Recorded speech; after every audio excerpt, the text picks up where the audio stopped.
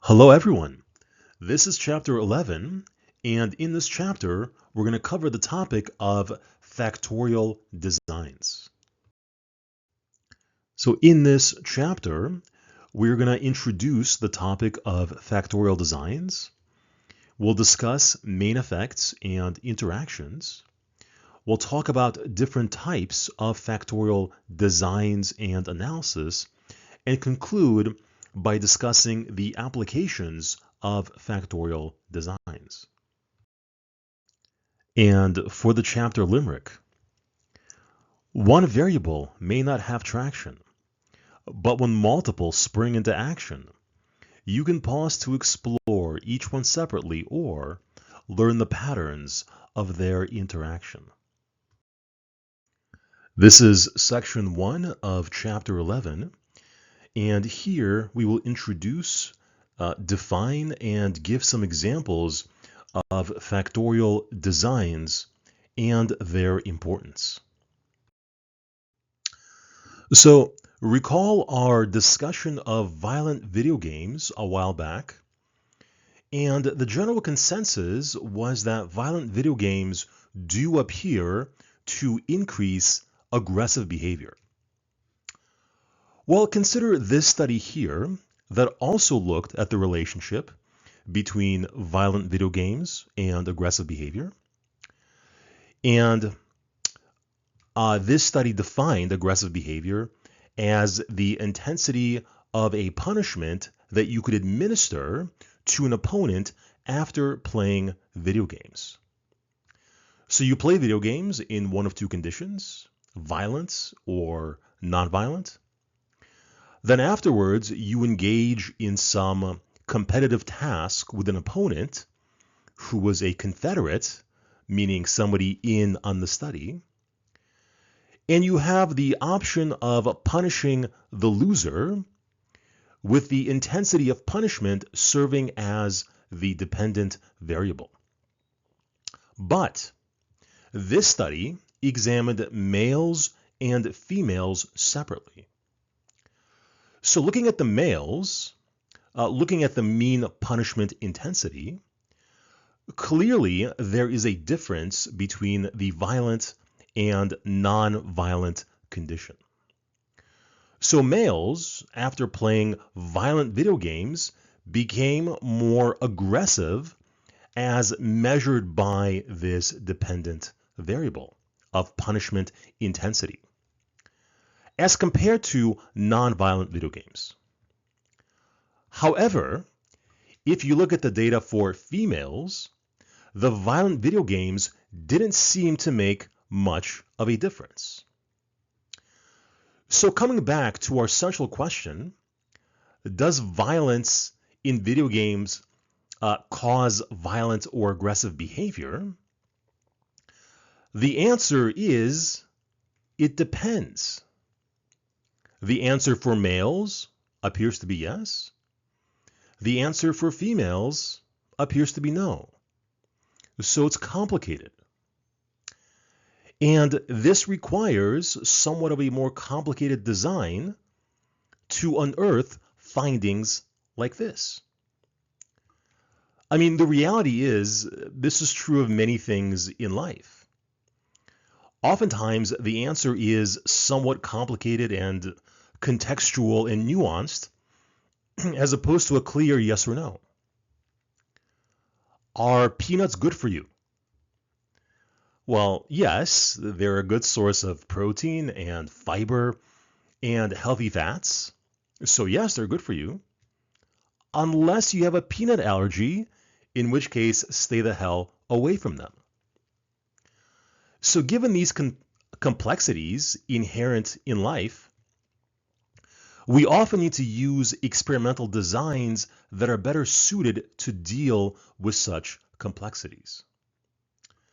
So in this chapter, we will discuss the topic of factorial designs, which are designs using more than one independent variable. So in many research situations, the goal is to examine the relationship between two variables by isolating them within the study, while also eliminating or reducing the influence of outside variables that could distort the relationship being investigated. But in reality, behavior is influenced by multiple variables acting and interacting simultaneously. So to examine these complex situations, researchers will often design studies that include more than one independent variable. So, factorial designs are research studies that include two or more independent variables or quasi-independent variables. Now, the power of these designs is that they allow researchers to examine the interaction between multiple variables and how those variables jointly influence the dependent variable. So let's look at some notation and terminology. So if you have a single factor design, that is a design with one independent variable. And a lot of the studies we've been discussing in this course were single factor designs. If you have a two-factor design, that is a design with two independent variables. If you have a three-factor design, you guessed it, that has three independent variables. Now, each independent variable has levels. So if you have a two-factor design and each independent variable has two levels, then you would have a 2-by-2 design, which results in 4 unique conditions.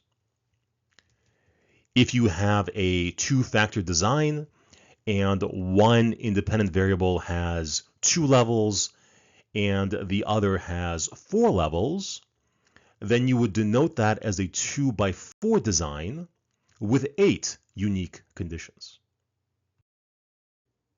So for example, this is just a straightforward single factor design where you have one independent variable. In this case, it has 2 levels, and then you compare the dependent variable between those 2 conditions. For example, maybe you have kids play non-violent or violent video games. That's the independent variable.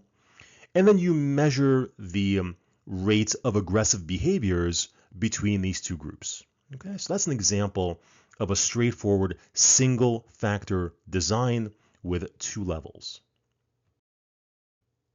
All right, so here we have an example of a factorial 2-by-2 design that has 2 independent variables, and each independent variable in this case has 2 levels.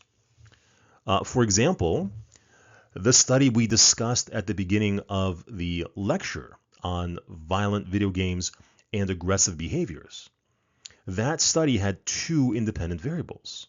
One was video games with 2 levels, violent or non-violent, and the other independent variable was gender, male or female.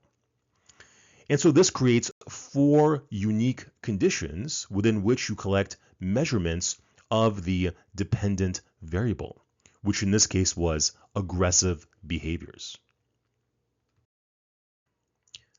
And here we have an example of a 2-by-3 factorial design.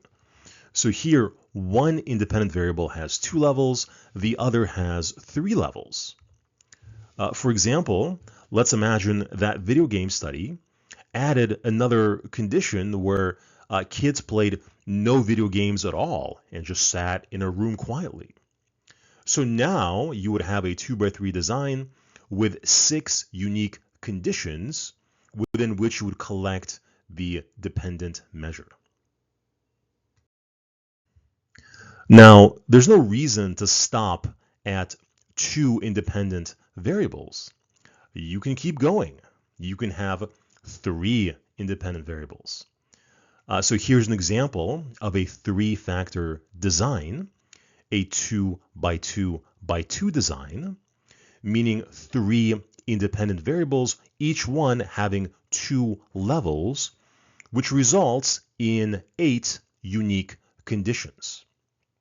So it looks like a cube. There's a 3-dimensional structure here. And so there's nothing stopping you from having 3 or more independent variables. However, as you add factors and levels, things start getting more complicated. Not just in terms of data collection and data analysis, but also interpreting what your findings mean in the context of a study that has so many moving pieces. But there's nothing stopping you from doing this. All right, so that concludes section 1. In the next section, we will discuss 2 important concepts in factorial designs, that being the main effect and the interaction.